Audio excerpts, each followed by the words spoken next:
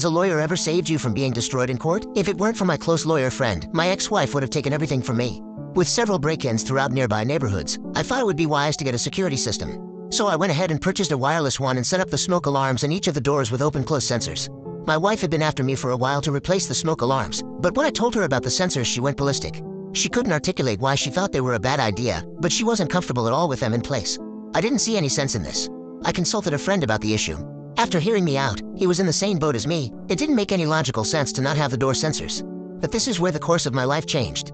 After some thoughtful silence, my friend asked me, "Have you ever thought there may be someone else coming and going while you're not there? It seems to me that she doesn't want you to see this activity," giving reason for her discomfort with the sensors.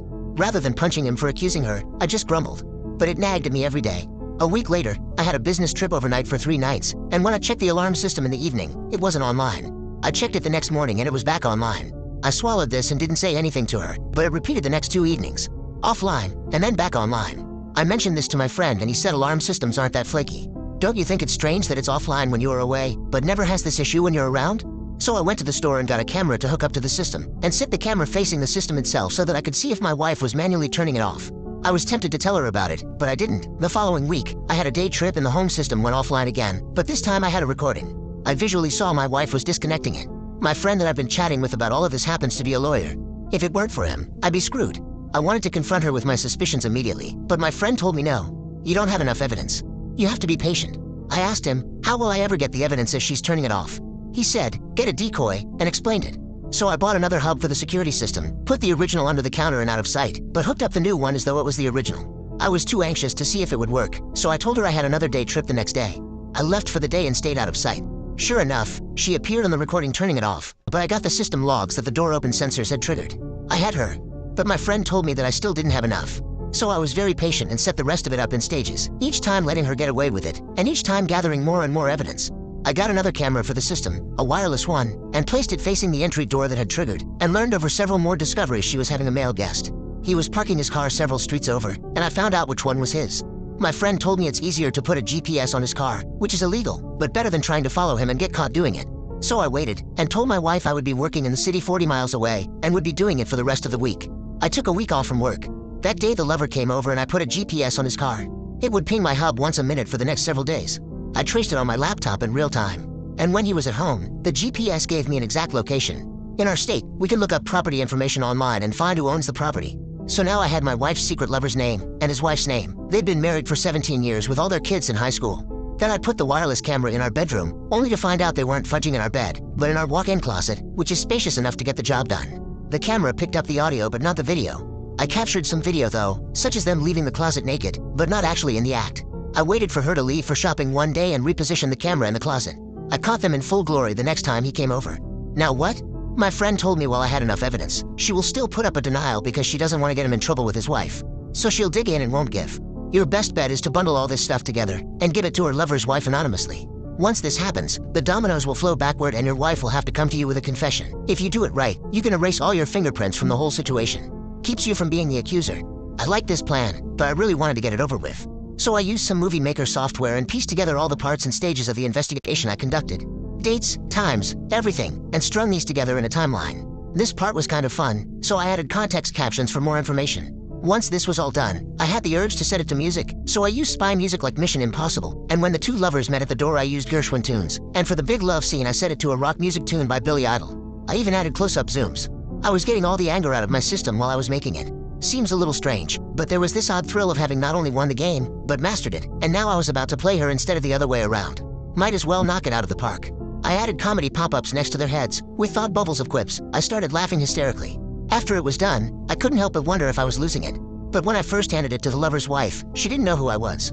I said I was doing a background investigation on her husband for a new position he was being considered for at work, and after following him around, this is what I discovered. I left the homemade movie with her. Only much later did she learn who I was. So after I dropped it off with his cheated-on wife, I waited for the bombs to fall.